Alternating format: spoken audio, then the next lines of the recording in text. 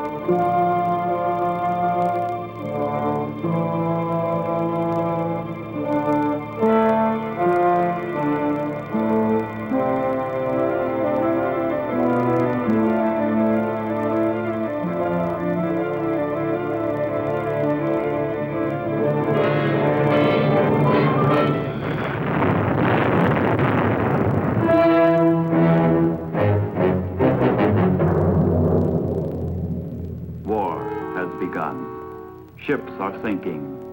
Men are dying. It is September 1939.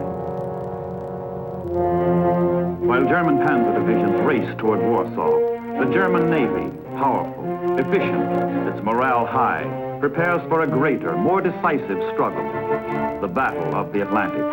Hitler's admirals know that command of the sea means the death of Great Britain and victory in Europe. They also know if the stronger Royal Navy bars the way on the surface, victory may be won in the depths. At the outbreak of war, they begin expanding their U-boat fleet by as much as 1,000% a month. Germany's ablest scientists and technicians concentrate on perfecting the submarine, multiplying its range and deadliness. For fascism to survive, it must kill. The time has come, and Hitler hurls his U-boats into the Atlantic to ravage and destroy. The elite of the Nazi Navy, its best commanders, its most highly trained crews, man the submarines. To them falls the crucial mission of isolating Great Britain, of severing the arteries that feed her. If enough of England's ships are sunk, the issue will not be in doubt. England starves, Europe dies. As war begins, England expands her now hopelessly inadequate merchant marine. In addition, hundreds of escort vessels are desperately needed to protect the cargo ships. For months to come, they will be pitifully few.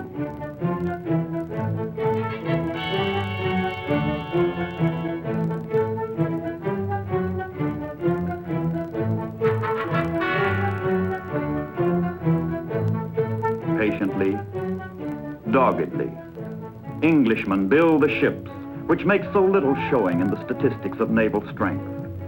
The ships without which England cannot live.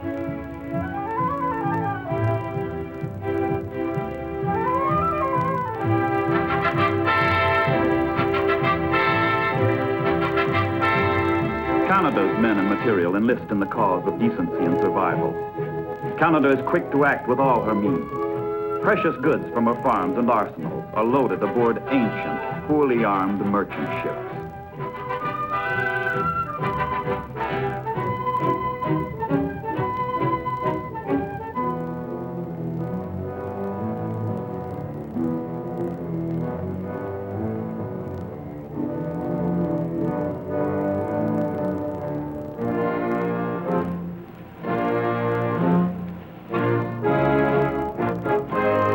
Makeshift convoy set out for the perilous crossing under the patchwork protection of converted yachts, the fishing fleet, and, if they are lucky, a ship or two of the hard-pressed Royal Canadian Navy. The sailors are sustained chiefly by the knowledge that the sea is wide and the U-boats cannot cover every mile of every route. It's a pitiful, feeble way of making war, hoping, pray to dodge the enemy.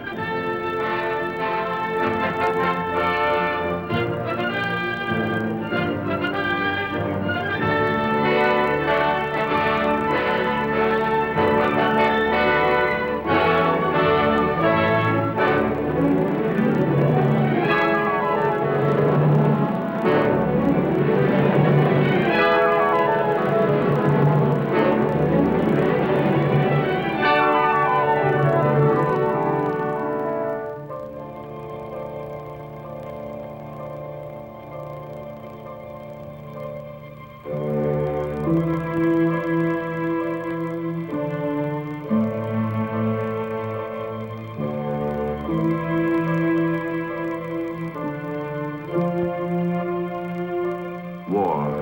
can be tedious, boring. Weeks of monotonous routine become almost unbearable for sailors who live under the constant threat of an enemy attack. Theirs is a cruel death, should they be torpedoed. The convoy cannot stop. It must go on until it reaches England, or until it's spotted by the Germans, whose submarines are prowling, shadowy, waiting to move in for the slaughter.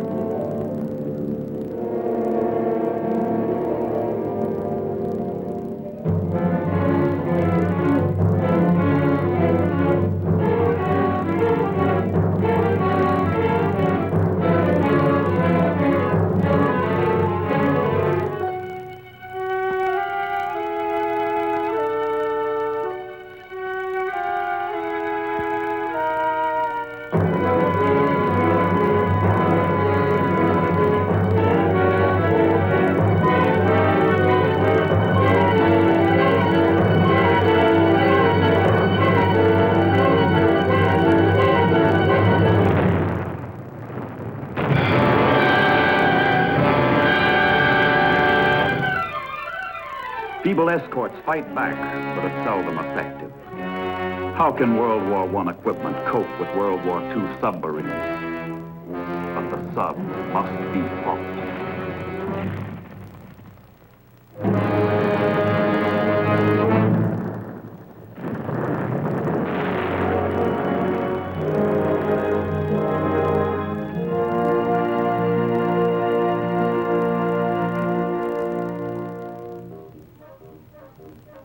If the war at sea is deadly, the war on land seems phony. The Sitzkrieg is on, fought with propaganda balloons and leaflets, slogans and serenades.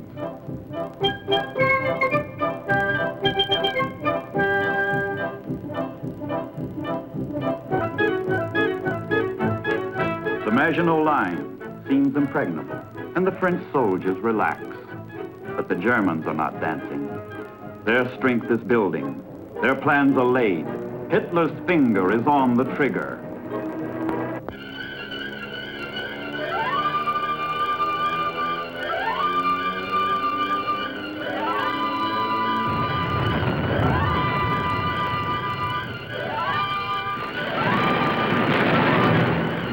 Holland is crushed.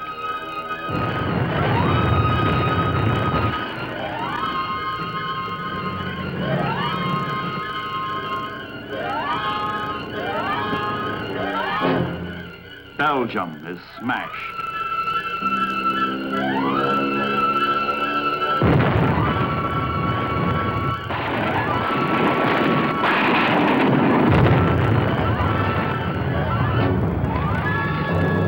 France is broken.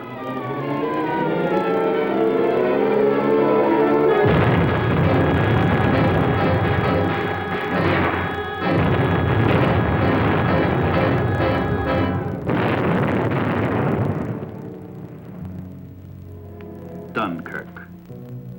What man can know that this is the prelude to England's finest hour? Britain's sea power rescues Britain's army, but at a cost of abandoning all its equipment and all its stores. The British stand stripped of their armor, their weapons struck from their hands.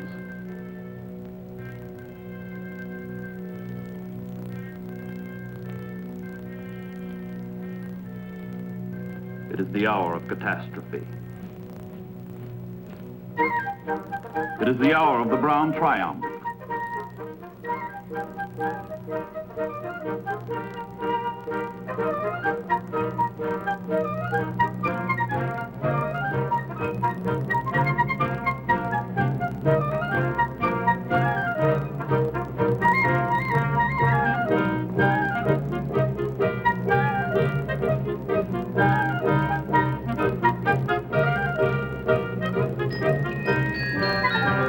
The path of glory leads to the forest of Compiègne.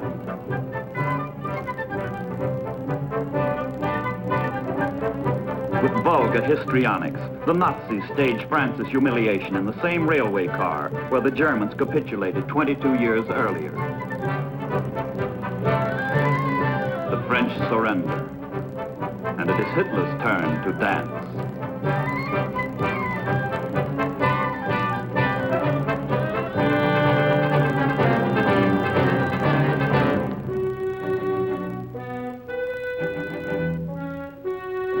Conquest ends at the English Channel, where sea power blocks the way. Yet with the French ports in German hands, the striking power of the Nazis grows enormously.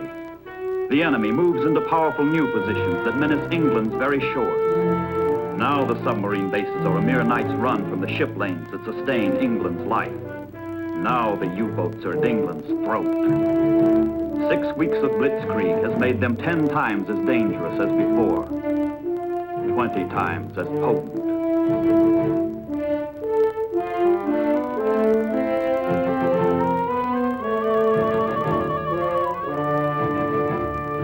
And from newly acquired air bases on England's threshold comes something new to warfare, new to history.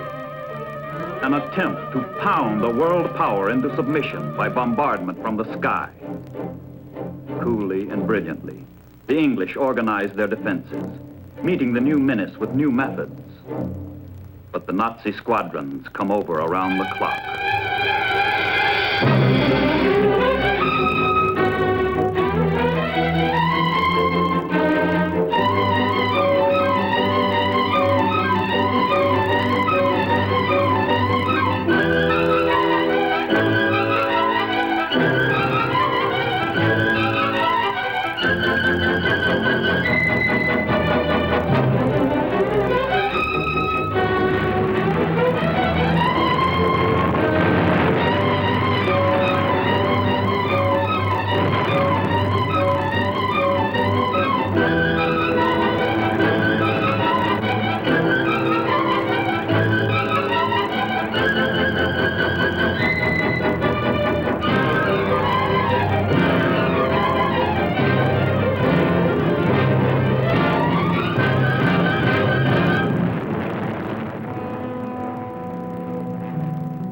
By caring not how she expends her blood, sweat, and tears, England stands firm.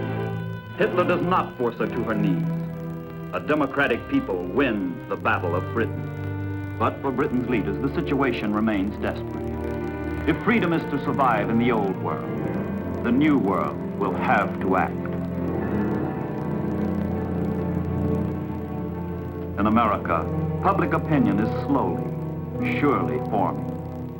The issues are becoming clear. Congress moves boldly to safeguard American security by forthright aid to Great Britain.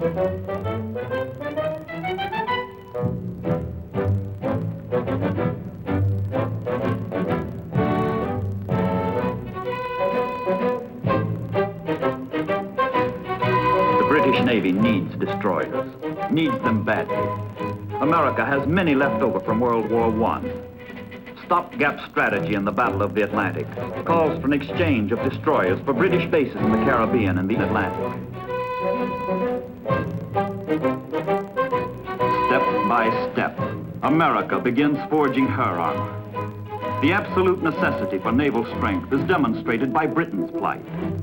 America needs not one, but two navies.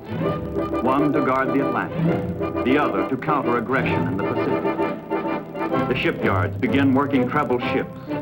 Merchantmen, warships, auxiliaries begin sliding down the ways in increasing tempo. All-out production becomes the goal throughout the land. The pace of preparedness quickens.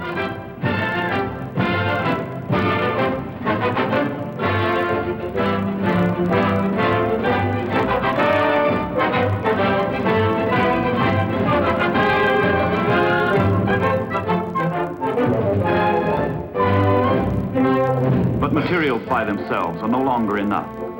From coast to coast, the barracks go up by the thousands to receive draftees by the hundreds of thousands. Far-off areas become vital to the United States. Greenland lies at the crossroads of the North Atlantic.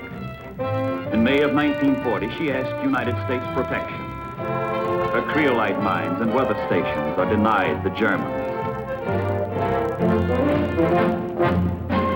American Marines move into Iceland a year later, relieving the British garrison there. The Leathernecks forestall the German threat. Whoever possesses Iceland holds a pistol pointed at England, the United States, and Canada.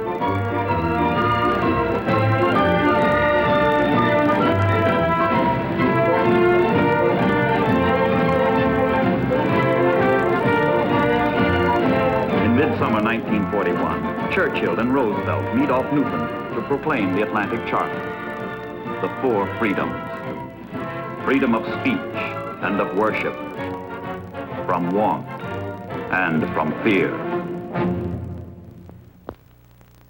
But these are the realities that support the ideals.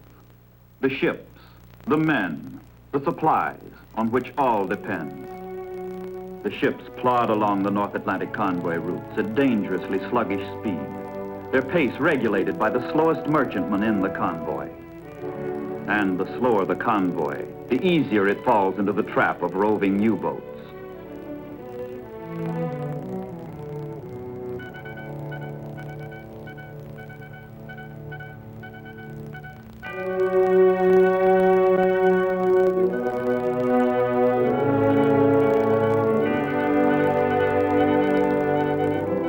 The shortest course to Europe lies across the North Atlantic.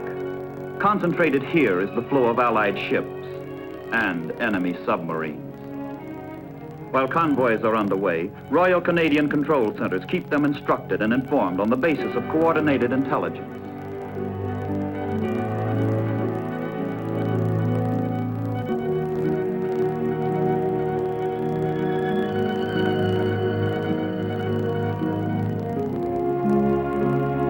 At sea, protection is weak, the menace grave.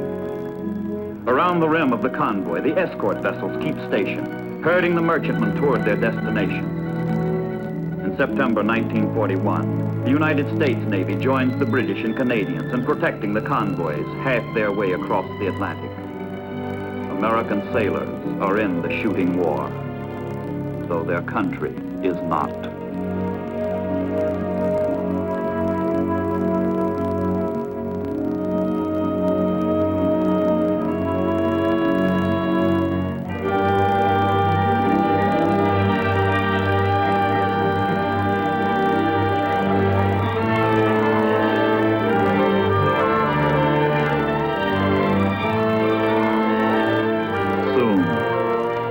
Too soon, a lone U-boat spots the convoy.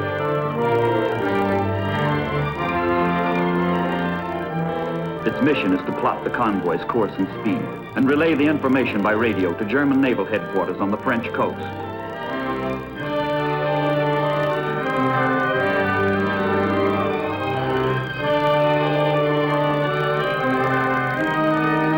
Admiral Dönitz, the genius of German submarine warfare, orders his submarines out for the kill.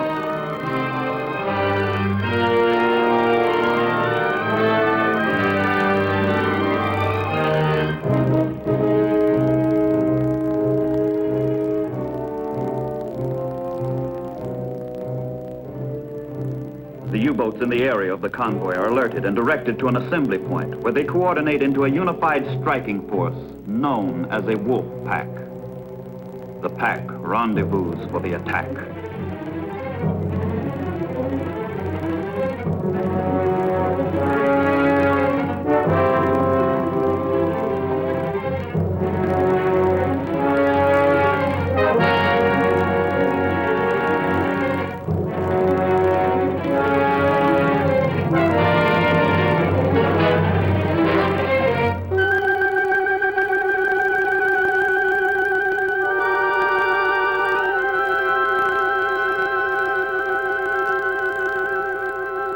The convoy is on guard.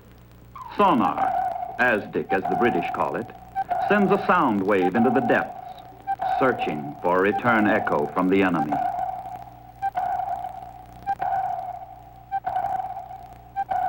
All hands on all ships are alerted in these dangerous waters. where sinkings are routine.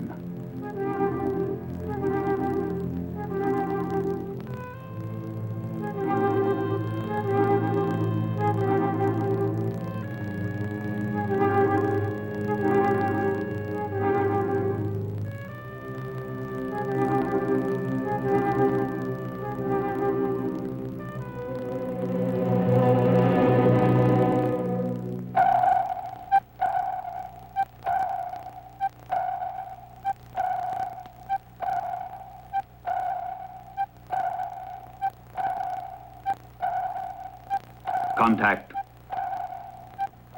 Too late.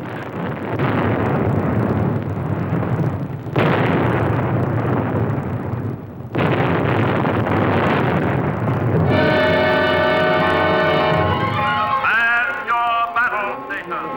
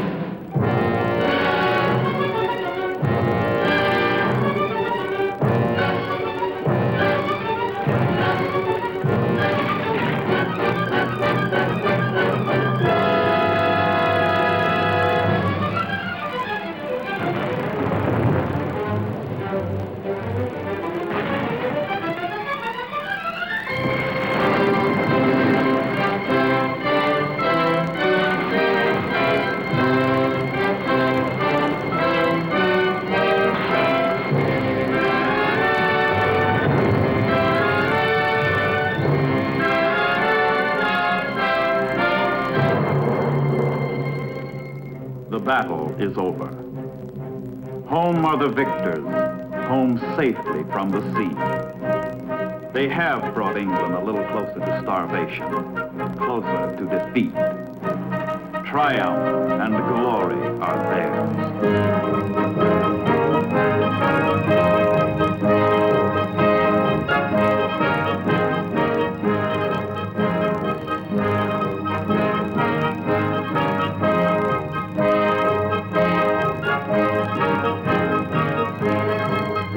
Outstanding heroes are flown to their capital, Berlin, for further celebrations. The victories against England prove to the Germans the invincibility of the Third Reich. All Germany rejoices. All Germany honors its undersea sailors.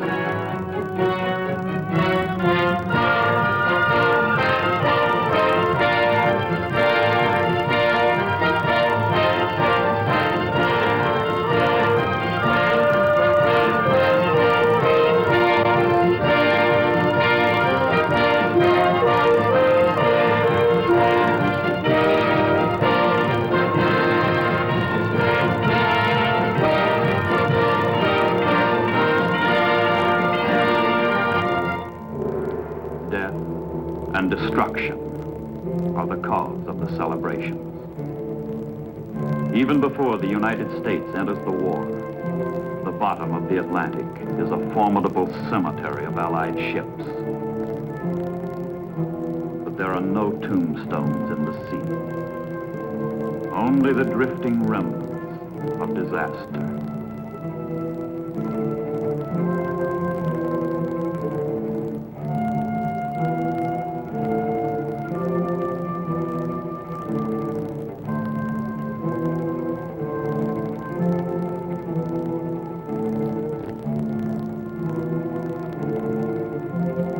And this is just the beginning. And now, the Pacific boils over.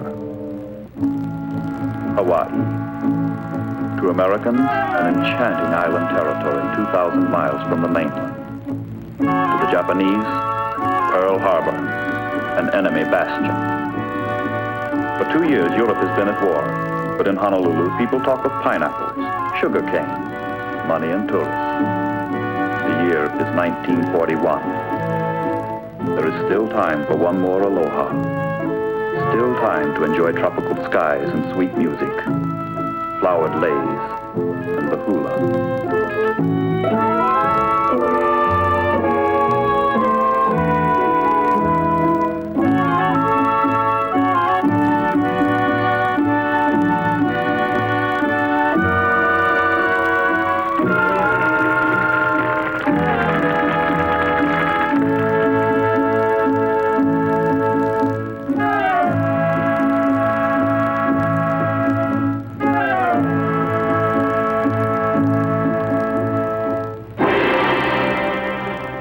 On another Pacific island, beyond the international dateline, events which will change the course of history are maturing with reckless rapidity.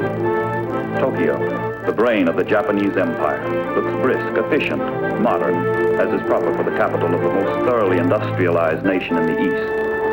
Simultaneously, two opposed levels of culture exist side by side, Oriental and Occidental. Social, economic, and religious ideas from an isolated past survive with superimposed industrial methods and Western ways. The face of Japan is baffling. A strange mixture of the very ancient with the brand new.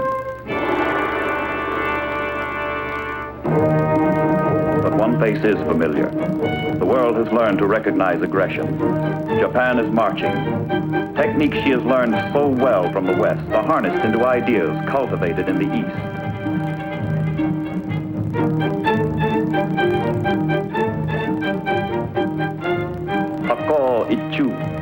Japan's divine mission to bring the 8 corners of the world under one roof. Bushido, the sacred code of the warrior, the glory of conquest. First, Japan conquered Manchuria. Later, she struck China. Incident after incident, victory after victory, forging her new empire, the greater East Asia co-prosperity sphere. The world is beginning to catch the ominous sound of a strange new word, Banzai. But behind bright banners and arrogant words, the Japanese high command ponders a dilemma. To realize the dreams of conquest, the war machine must have the oil of Southeast Asia. Japan has none. With the European powers locked in a war of survival, America's Pacific Fleet is the major obstacle to Japanese domination of Asia and the Pacific. The ruling militarists hatch a faithful plan to eliminate the obstacle. Sink the United States Navy.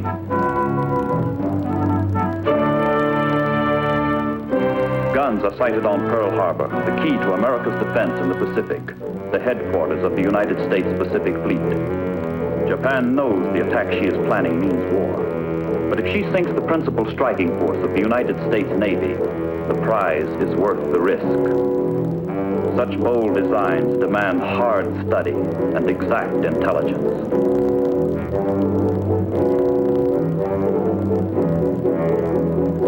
The Hawaiian Islands are scrutinized, especially Oahu, with its principal targets. Honolulu, Pearl Harbor, the major airfields, installations of every kind, ports, naval bases, warehouses, dry docks. Every military factor of importance is pinpointed for the coming attack.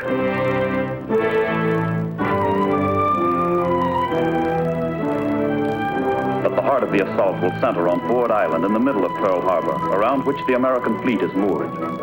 Intelligence reports, main enemy force here, destroyers here, cruisers, converted target ship Utah, seaplane tender.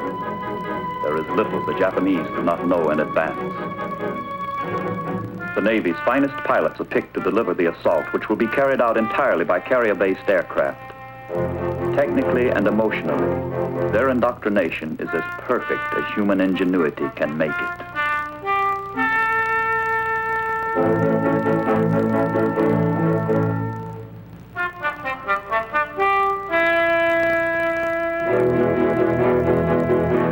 By late October 1941, dress rehearsals for the attack are secretly staged over terrain chosen for its resemblance to Pearl Harbor. Air crews hold repeated, highly realistic maneuvers, perfecting their teamwork, practicing approaches, sharpening their marksmanship. Plans and decisions become orders and action.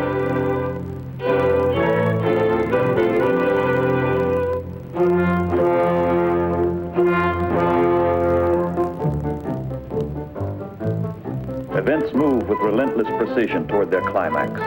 In early November, Admiral Yamamoto, designer of the Pearl Harbor attack, orders his striking force to advance into Hawaiian waters and upon the very opening of hostilities, attack the main force of the United States fleet.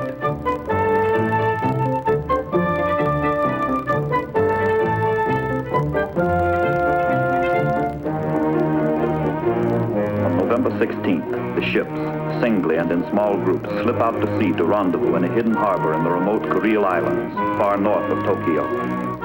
A week later, the Pearl Harbor striking force is assembled and weighs anchor for Hawaii, 4,000 miles and 12 days away. The task force maintains radio silence and travels a roundabout course off normal shipping lanes. Dirty weather and heavy seas help veil its progress.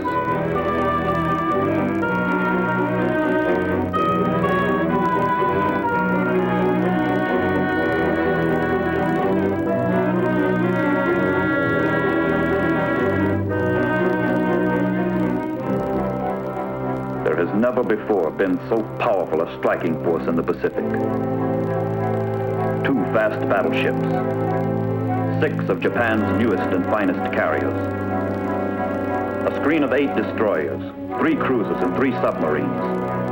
Aboard the carriers are 40 torpedo bombers, 135 dive bombers, 104 horizontal bombers, and 81 strafing planes. A total of 360 aircraft. Preparing themselves for the attack, pilots pause at Shinto shrines to renew their dedication to the spirits of their ancestors.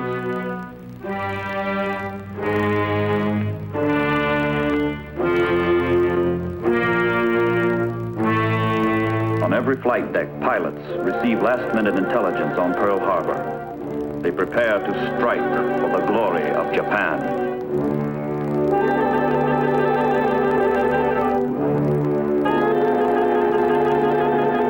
Admiral Nagumo, commander of the task force, delivers a final message from Imperial headquarters in Tokyo. Niitakayama, nobore. Climb Mount Niitaka. The code to attack.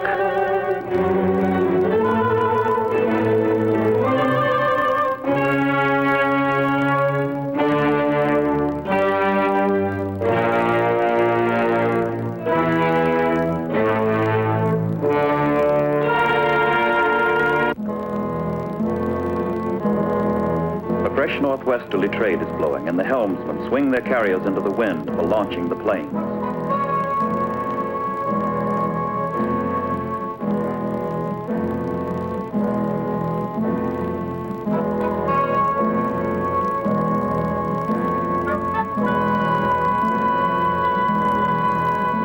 Latitude 26 degrees north, longitude 158 degrees west. The launching point. Pearl Harbor lies 275 miles to the south. It is 0600. It is X Day.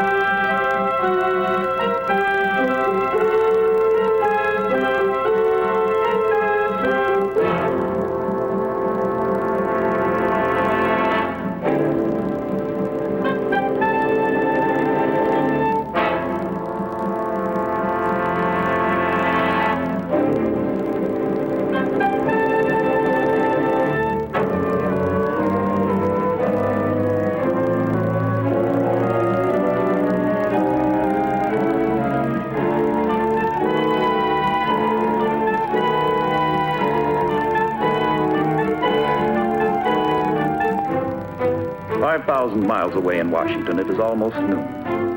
At the Navy Department, intelligence experts have had a puzzling Sunday morning. Some time ago, they broke Japan's most carefully guarded code. They've deciphered a dispatch from Tokyo to the Japanese embassy. Secret instructions reject America's request for mediation in the Far Eastern crisis. Order negotiations broken off. Exactly what this means, no one knows. The State Department is uneasy. Secretary Cordell Hull awaits another crucial conference with the Japanese ambassador and a special envoy from Tokyo scheduled for 1 o'clock. The Japanese ask for a 45-minute postponement, but there is no delay in the flight of their warplanes toward Hawaii.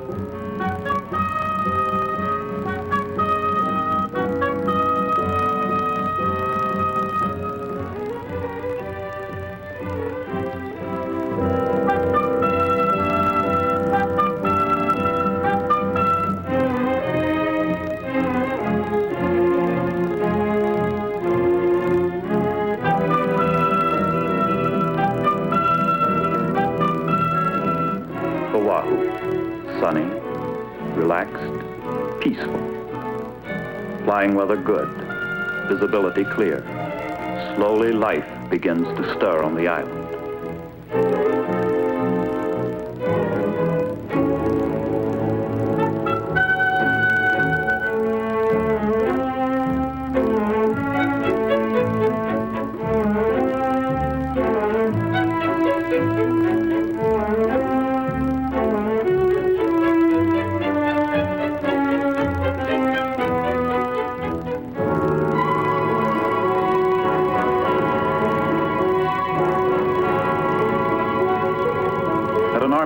Station, a private practices as he waits for the breakfast truck. He picks up planes approaching from the north and tracks them for a few minutes before reporting to Air Force Headquarters, Hickam Field. But the planes are thought to be American.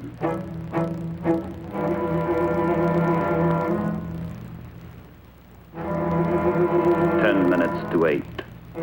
December 7, 1941.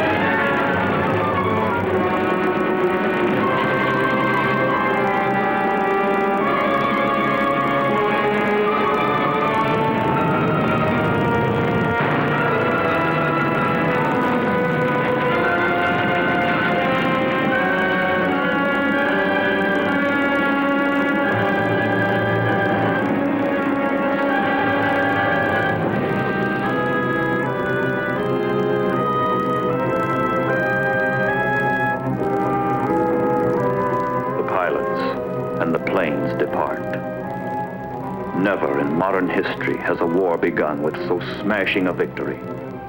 In 1 hour and 50 minutes, the Japanese have sunk or shattered 8 battleships.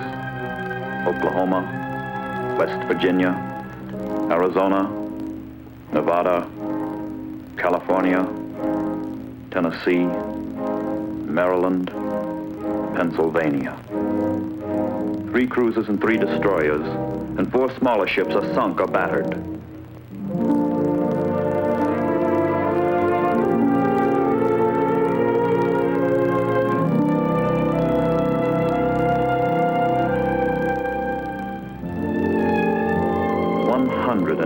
Planes and most of their hangars demolished.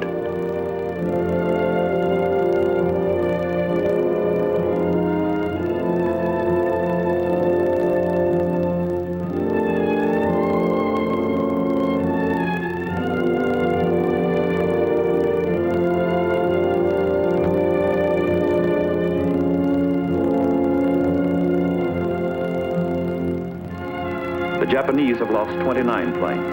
68 of their pilots and sailors are dead, and 5 midget submarines which tried to penetrate Pearl Harbor are beached or sunk. One of the cheapest military triumphs on record.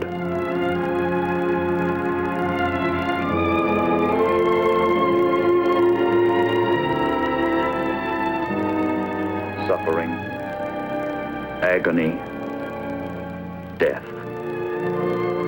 1,178 men wounded, 68 civilians dead, 109 Marines dead, 218 soldiers dead, 2,008 sailors dead.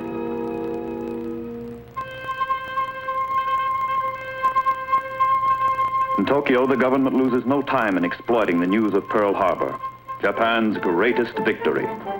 With pride, an autocratic regime informs an amazed population of its newly won prize. Propaganda carries on where the bombers left off. Japan's mission is being fulfilled. The 8 corners of the world will be under one roof. The militarists have kept their promise. They have demonstrated the power of the Japanese Empire. They have done the impossible. Sunk the United States Navy.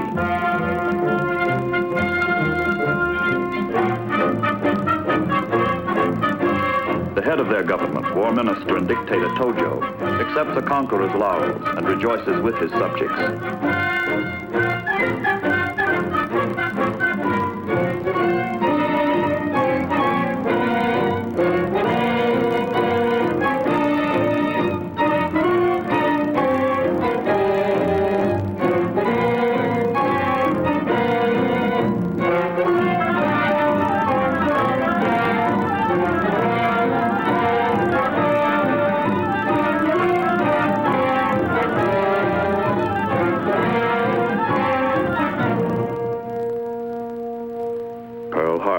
Looks as though the Japanese propagandists are right. So it seems in the aftermath. But while the hulks are still hot from the attack, experts and technicians are being flown in from the mainland. The most extraordinary salvage job in history begins. Hidden in the havoc wrought by the new enemy are the seeds of a miracle. In the ruins, there is life.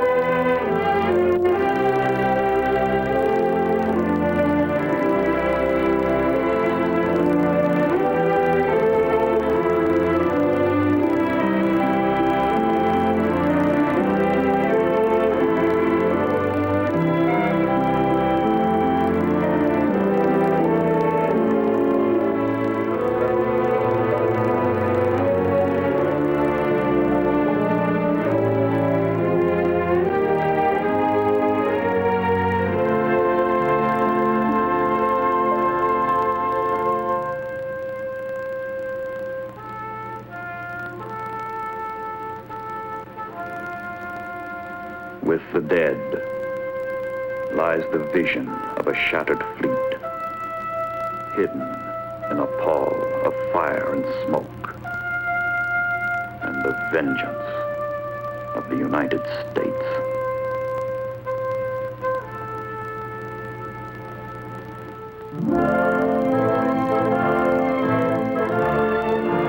Dead ships sail again. The fleet has arisen from Pearl Harbor.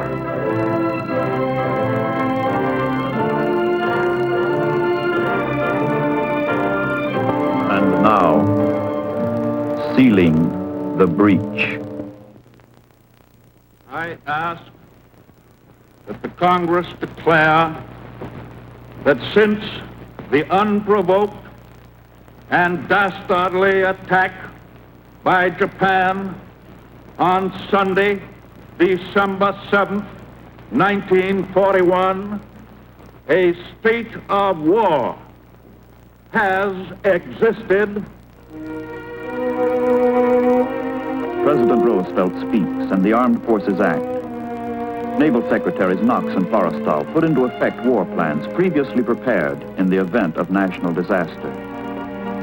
One of the Navy's primary duties is the enormously complex task of funneling the means of survival to our forces and allies overseas. Shipping must be found and assembled, convoys organized, and cargoes assigned. But first, orders, directives, requisitions, and more orders. Orders to shipyards, orders to bases, orders to railroads, and orders to America that her factories and workers might begin producing in quantities the boldest economists never dreamed of, that the Axis leaders never dreamed of either. Fulfilling the orders is only the beginning. The products must be sent soonest, where they will count most.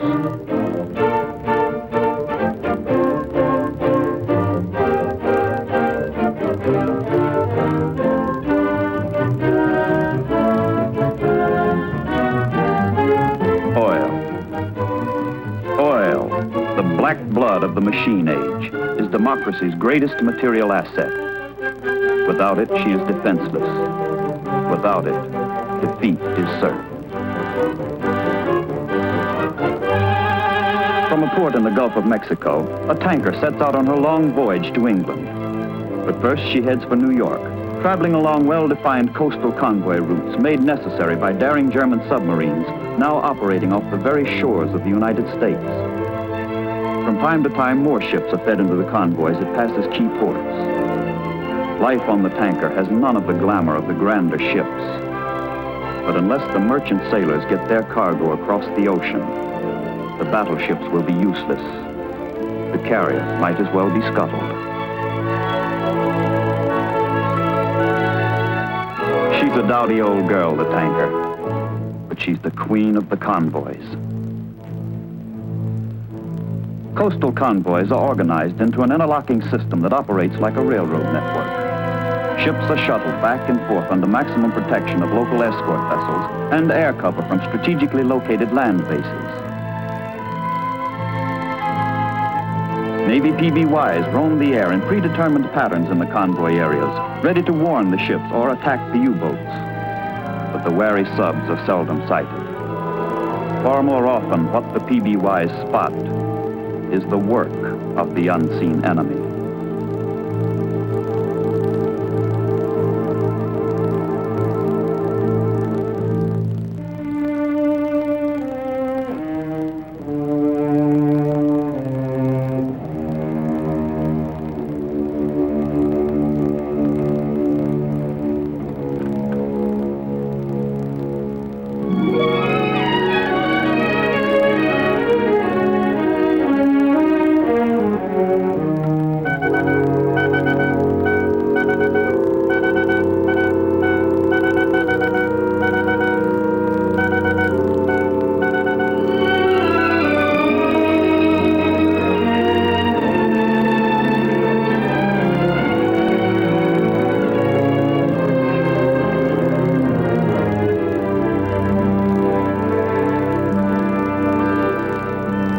Sometimes the enemy leaves a trace, or what looks like a trace, an oil slick,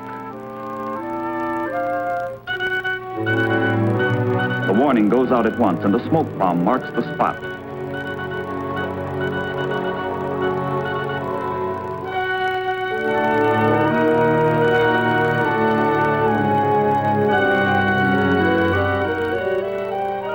An escort picks up the PBY's alert. General quarters sound. Search for the enemy is on.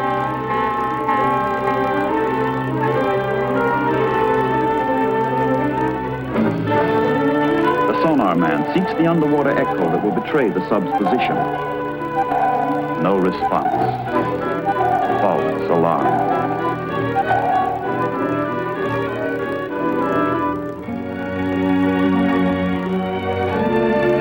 All along the coast, cities keep their peacetime lights glowing until they learn how this benefits the enemy.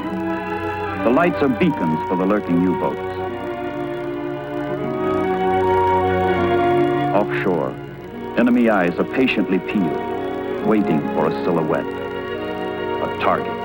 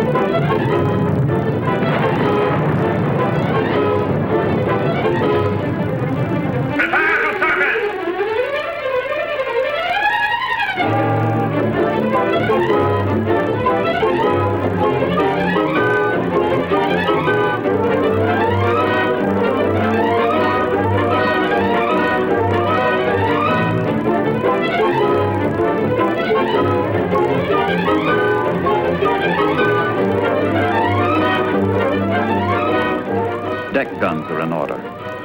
So bold have the Germans become, they dare to fight openly on the surface, a few miles off Main Street, USA.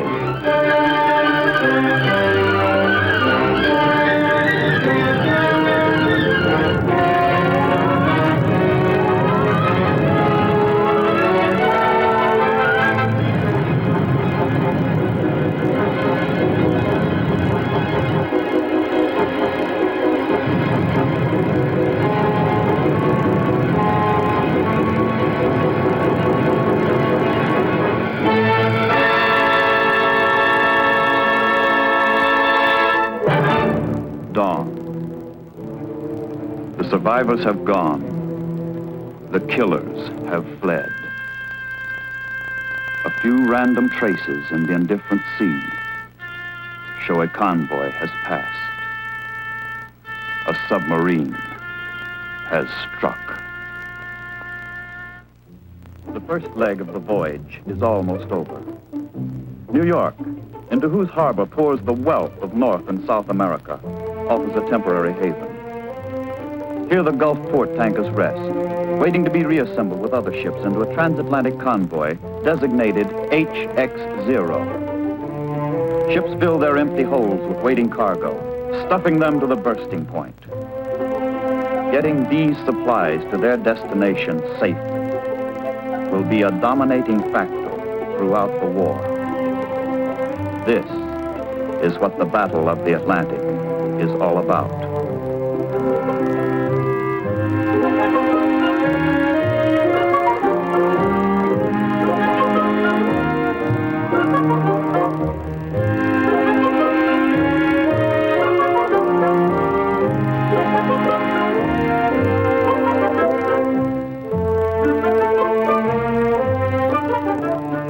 The operation of a convoy requires organization, seamanship, and a knowledge of the enemy. Merchant captains and escort commanders get last-minute instructions from the convoy commodore and intelligence officers. Some of these men will not live through the ordeal ahead. For all of them, it's only a step or two from the conference table into battle. A battle that will begin as soon as their ships put to sea.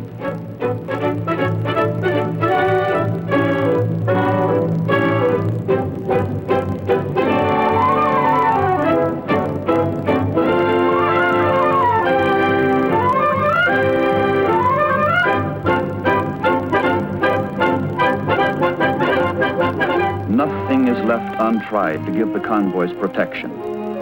From their Lakehurst, New Jersey base, the Navy's lighter-than-air ships cover the convoys it puts to sea. The stately blimps lolling overhead are a comfort and a reassurance to the sailors below as they head into the unknown.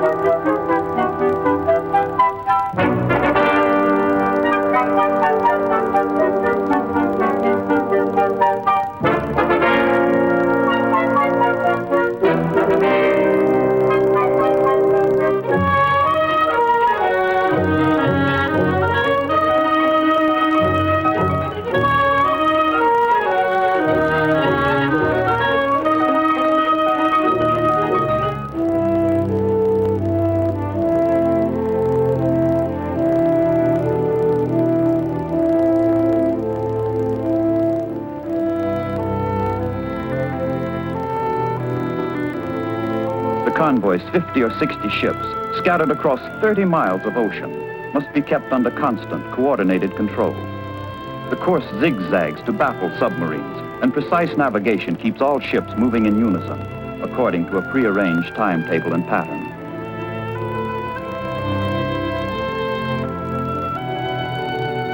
Meanwhile, the escorts act as watchdogs, with the aid of all the intricate new devices that science has added to war at sea. But there are not yet enough of them, leaving dangerous holes in the ring of protection around the convoy.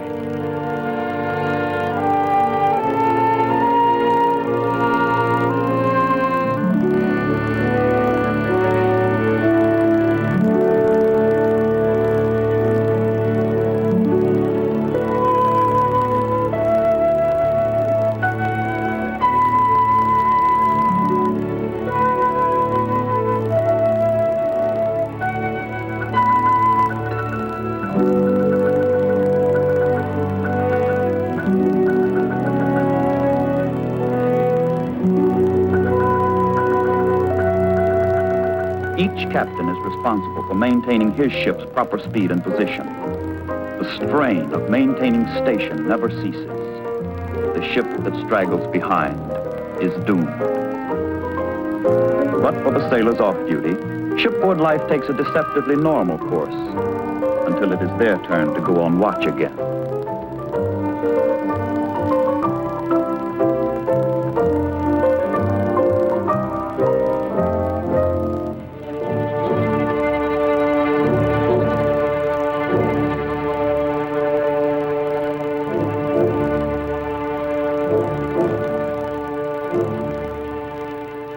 Convoy HX0 is still a long way from England. As it heads into the perilous open spaces of the North Atlantic, the Royal Canadian Air Force furnishes coverage from bases in Newfoundland. Submarines can neither surface nor attack as long as aircraft are overhead. But there are still vast stretches of the ocean over which no air umbrella can be spread. In this fatal gap, the convoys are almost helpless. The U-boat, almost invincible. Fog, the ancient curse of mariners, intensifies all hazards of a hostile sea.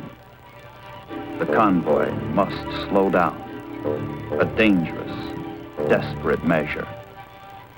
Reduced speed favors the enemy, but collision would be disastrous.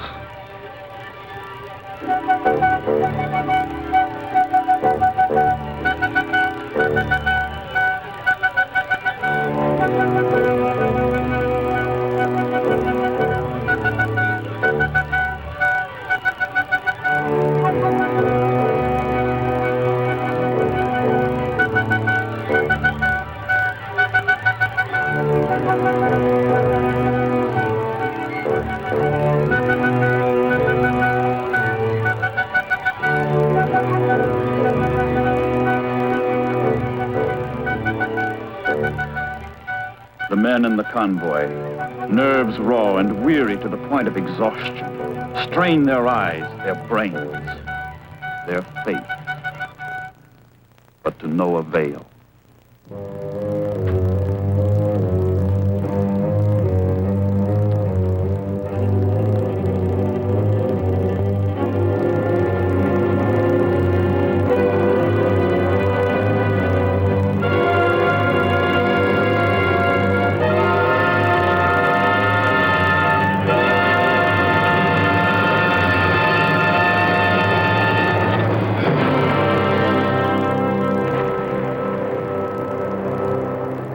An escort ship signals the convoy to proceed while she tries to locate the enemy and counterattack. But the battle-wise German seamen know what to do.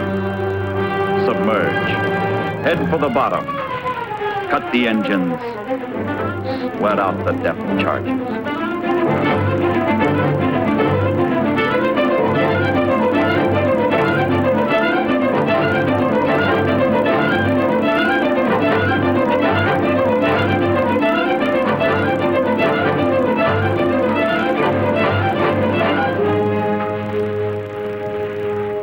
Tactics work.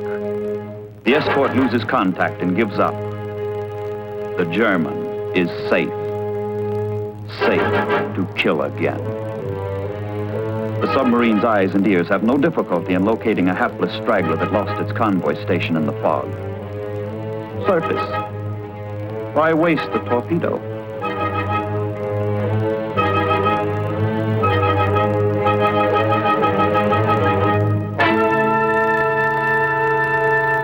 The ship's armed guard has pathetically little with which to resist. But they fight back with all they have, ship to sub, gun to gun.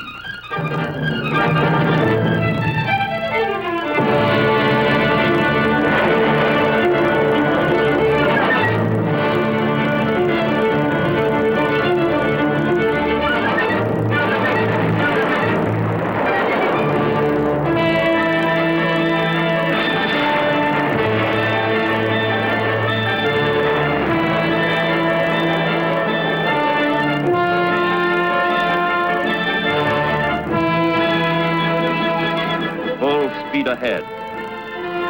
The hunt is still on.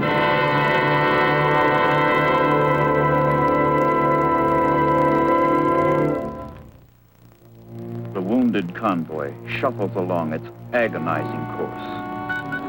Tired lookouts and signalmen help pull the convoy together. And as the ships head into more northerly latitudes, the weather will become worse, rendering detection gear less effective as the sea takes over.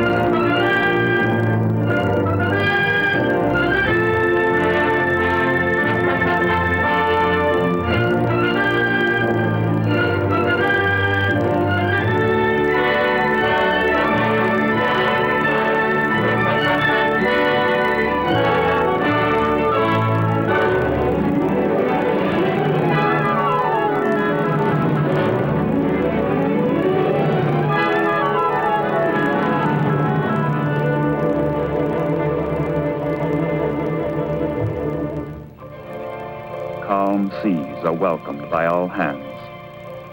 Seasick sailors can hold up their heads. Those sore from the buffeting can relax.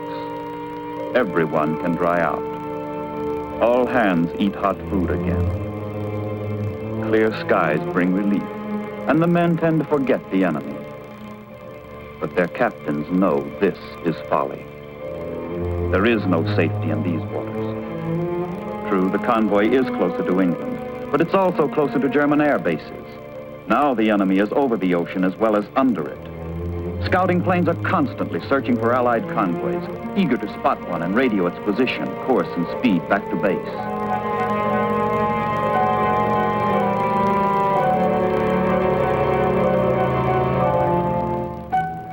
Instantaneously, efficiently, the message is decoded at U-boat headquarters on the French coast, where the convoy's position is plotted. Admiral Dönitz, master of the Nazi submarines, devises plans for a major attack by U-boats in the area. He reckons their positions in relation to the convoy and organizes them into a wolf pack. In a matter of minutes, the submarines have top-secret orders to rendezvous and proceed to a designated spot in the path of the convoy.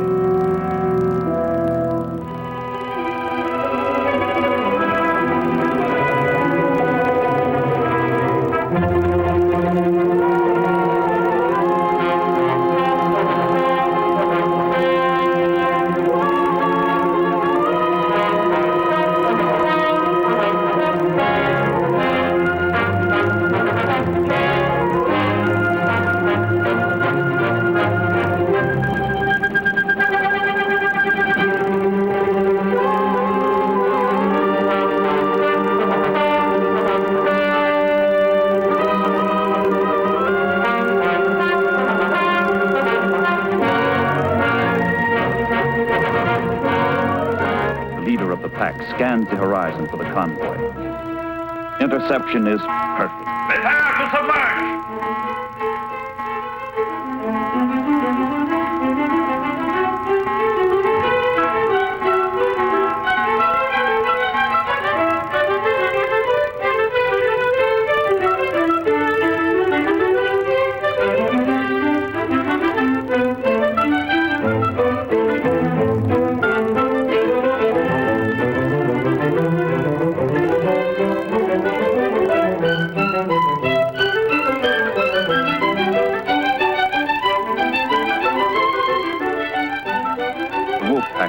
Around the convoy, giving each skipper his own share of the spoils. No ship is safe.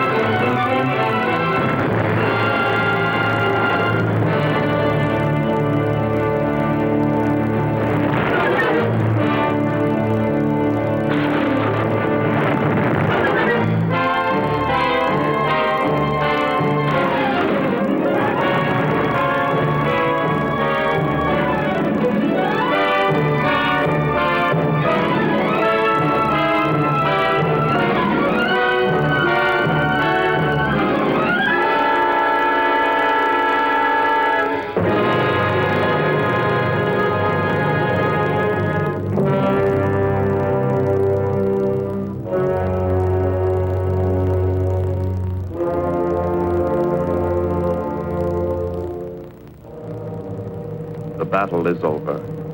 The ships are sunk. The men are dead. Surviving ships have not much further to go. The long voyage is almost over. England, grim England, to these sailors means victory.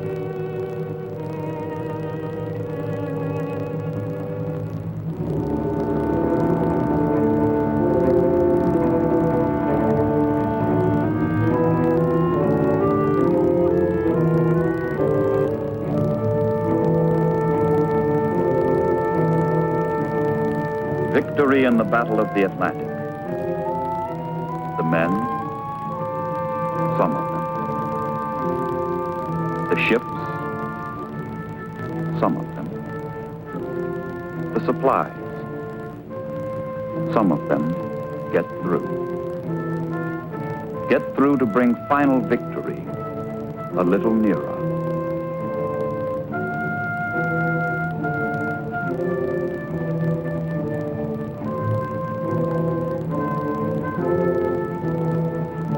But who can measure the cost?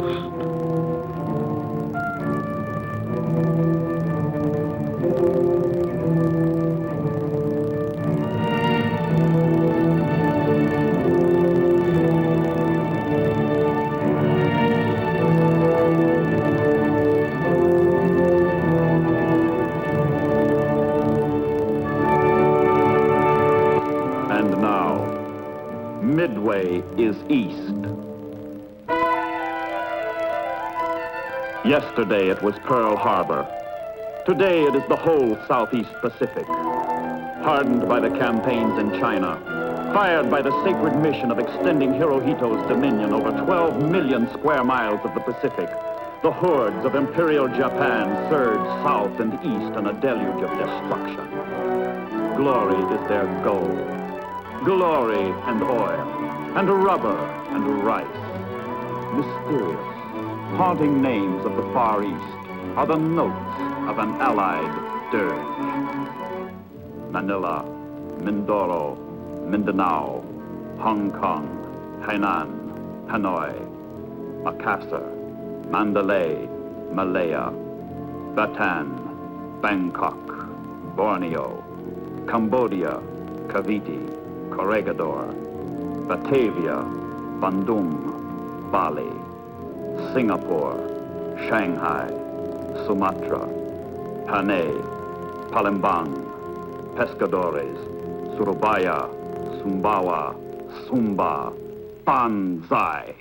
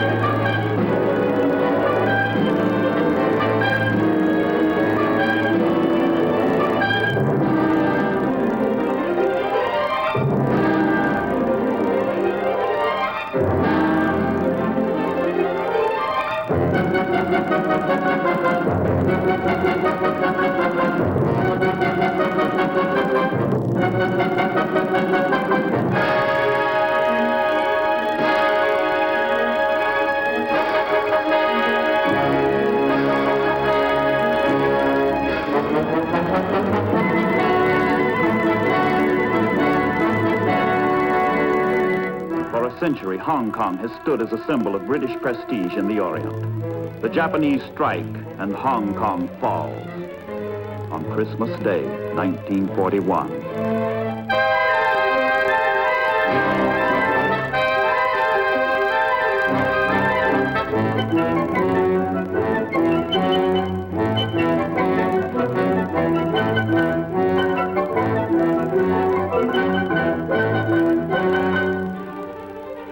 Hong Kong was British. Manila is America. But the Japanese are impartial. It is Manila's turn.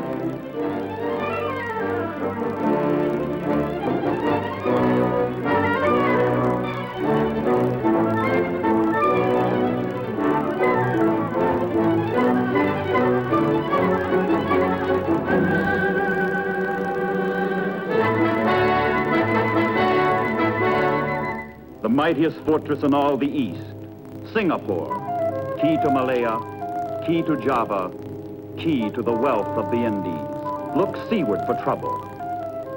But behind the unsuspecting back of the British, the Japanese begin their creeping assault. Deep in the jungle that is thought to be impenetrable, the enemy comes crawling down on Singapore. The jungle does not stop them. The scattered defenders do not stop them. Nothing stops them.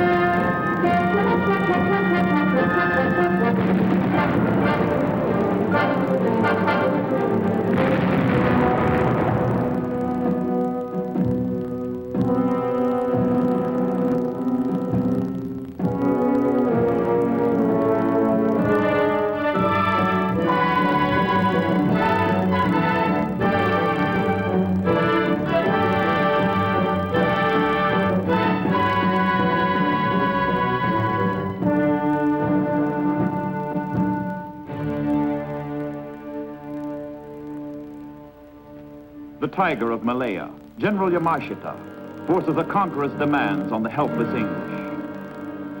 With hope gone, with defenses crumbled, with no aid in sight, General Percival signs away the greatest outpost in the British Empire. 2 months later, 36,000 Americans in the same plight begin their march of death. Bataan and Singapore. Defeat, catastrophe, humiliation for Great Britain and the United States. Far away in Washington, President Roosevelt strikes the only note of relief in the unending Allied dirge.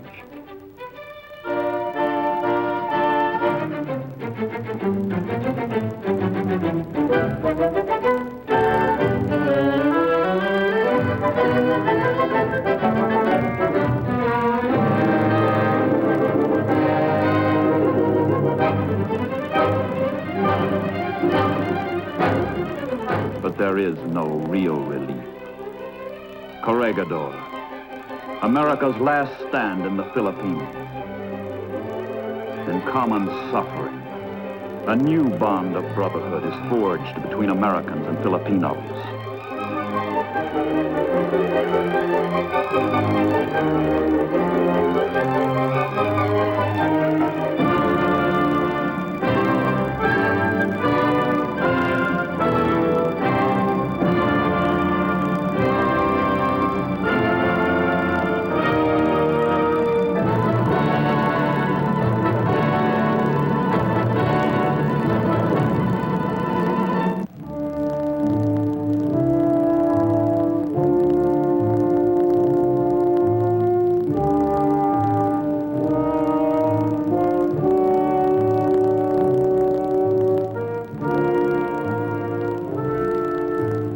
May 6, 1942, General Wainwright surrenders all armed forces to the enemy.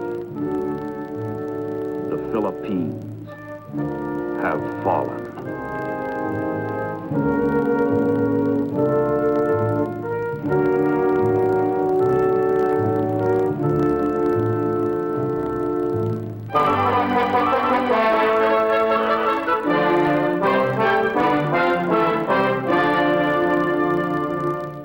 In 5 horrible months, the enemy, like an octopus, has stretched his tentacles across vast spaces of the Pacific, devouring prize after prize to satiate his appetite for conquest.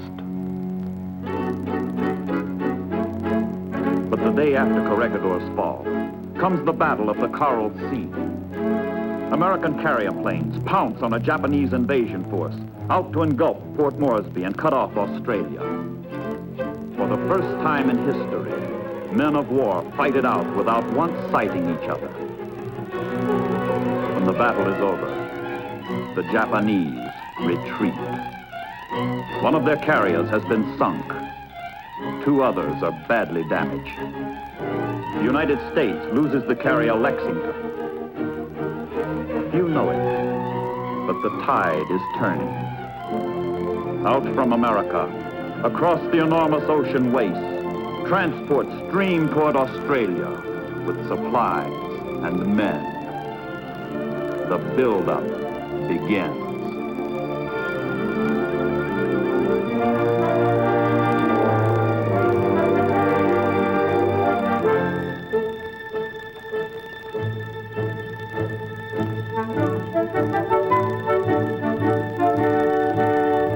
Personalities who will dominate the coming struggle emerge. General MacArthur in Australia, and in Pearl Harbor, Admiral Nimitz. As the Japanese prepare to strike again, Nimitz makes a fateful decision. He gathers available ships together in the Central Pacific, deducing that Midway is the enemy's objective. Nimitz appoints Admiral Spruance to command a carrier task force in the defense of Midway Island, 1,000 miles west of Pearl Harbor, 3,500 miles east of Tokyo.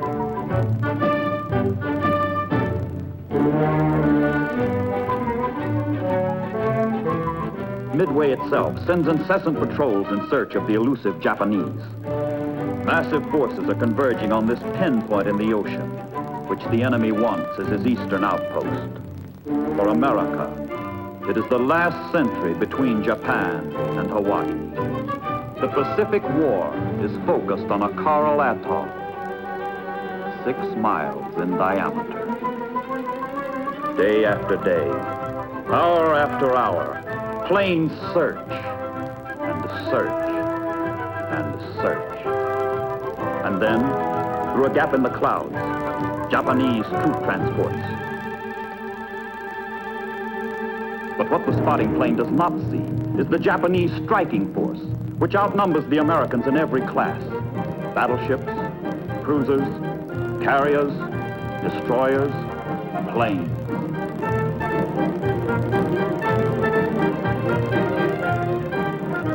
The same carriers that raped Pearl Harbor are headed for Midway. Akagi, Kaga, Soryu, Hiryu. Aboard the flagship Akagi, Admiral Nagumo, who directed the attack on Pearl Harbor, plots his new mission.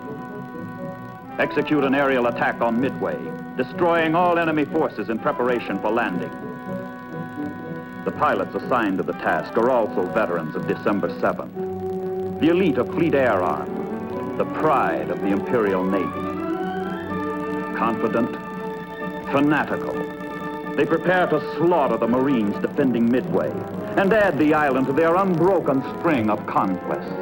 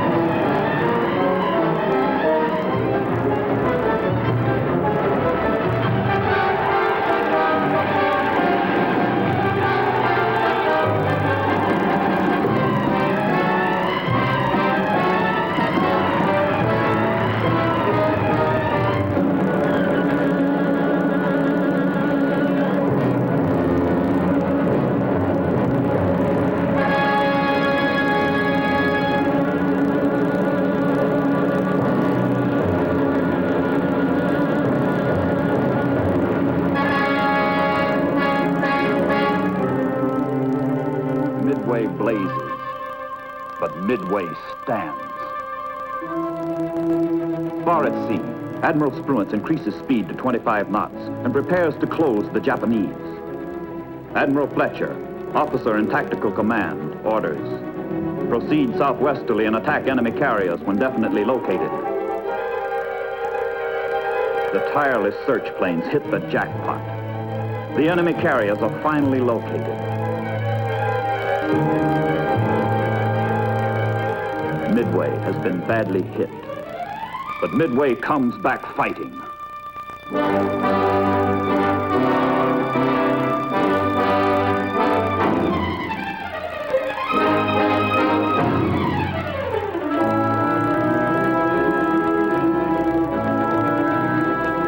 So loaded with fighting equipment as this stationary aircraft carrier, little room is left for its natives, the Goonie birds. Midway hits the Japanese with all it has. Every available land-based plane is sent against the enemy fleet.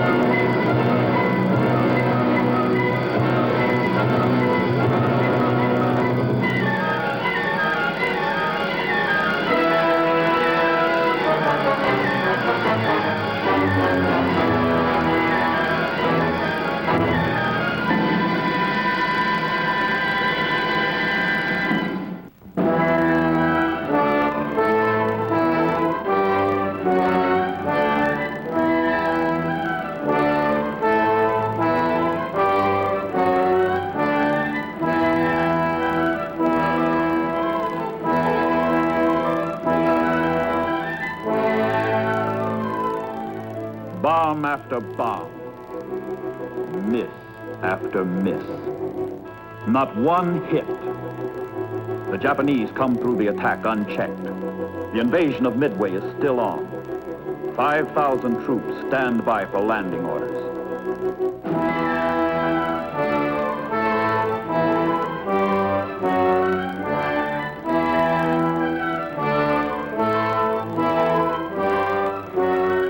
Spruance's task force is closing in. The Admiral now knows the approximate location of the enemy carriers. It is June the 4th, 1942. A moment for command decision. Pilots are summoned to the ready room and briefed. Crewmen are called to station. Spruance has cast the die. The task force will risk an all-out attack against superior odds, hoping to surprise the enemy. Hoping to annihilate the enemy.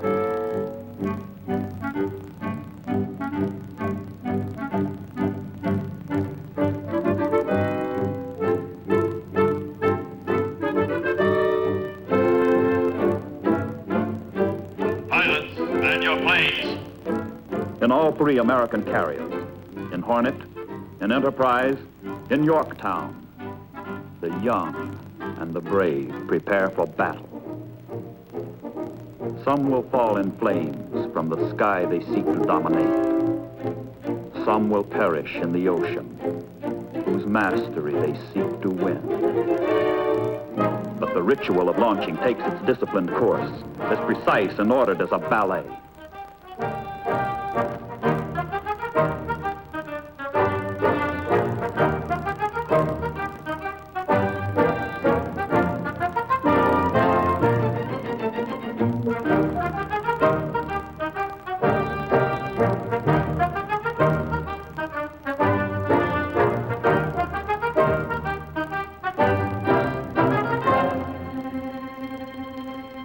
The enemy, still unaware of the approaching American fleet, prepares for another strike on Midway Island. Below decks, the pilots are at ease, while their planes, which are armed with torpedoes, in case the United States Navy is sighted, are rearmed for another bombing mission. Poor intelligence is an enemy blunder, a godsend to Spruance. But all-out attack begins with all-out disaster. Hornet's Torpedo Squadron 8 runs into murderous enemy flak and swarming Zero fighters. Of Torpedo 8's 15 planes, all are destroyed. And not one hit is scored.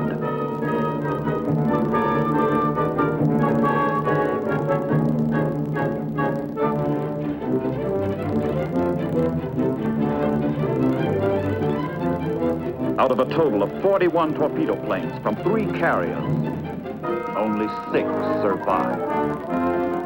The news is grim. But the attack continues. The dive bombers go in.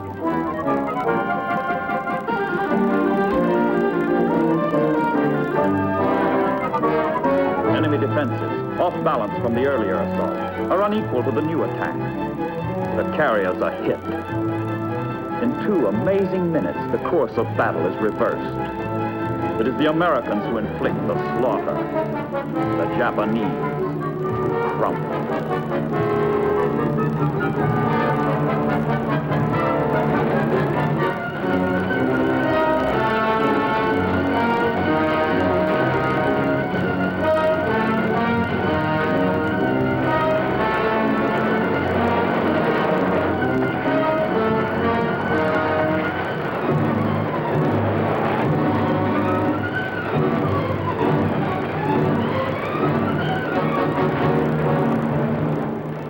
Akagi, smashed and sinking.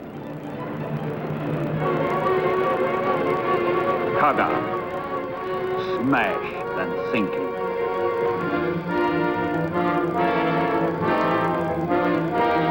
The American submarine Nautilus jumps into the fight and sights the smoking carrier Soryu. Torpedoes from below are added to bombs from above. Soryu, smashed and sinking.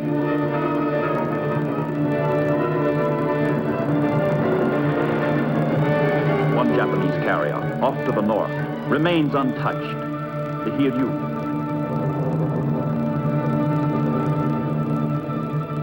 A scouting plane finally spots the Americans. The Japanese lash back.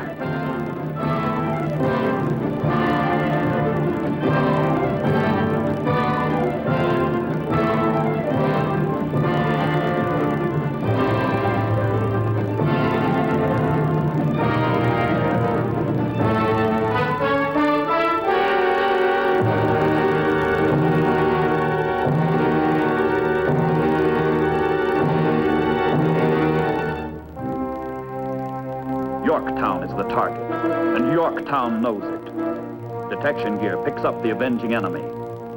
30 to 40 planes approaching from west-southwest, 40 miles out. Hell is on the wing.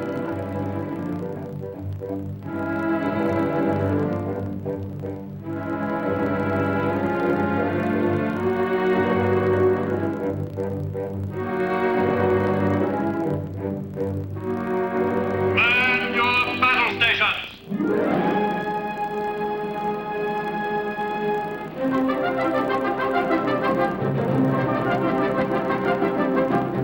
Fighters take off to meet the attack. From ship and sky, the Japanese encounter fierce defense, but they press their assault to the limit.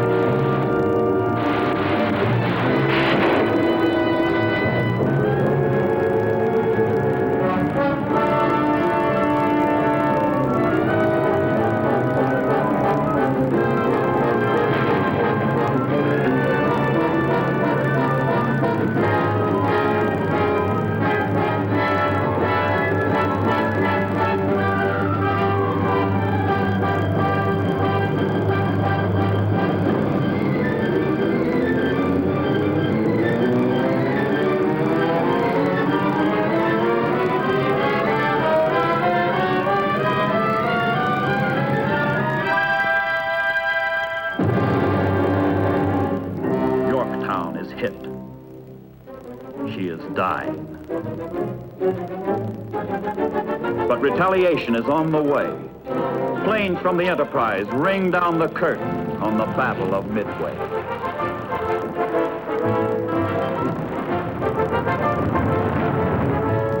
Hiryu, smashed and sinking. 4 Japanese carriers, gone. And with them, their irreplaceable pilots. Yorktown is dead. But so are Japanese plans to dominate the Eastern Pacific. Admiral Spruance, his ships, and his men have won the Battle of Midway, one of the most decisive victories in naval history. The Imperial Japanese Navy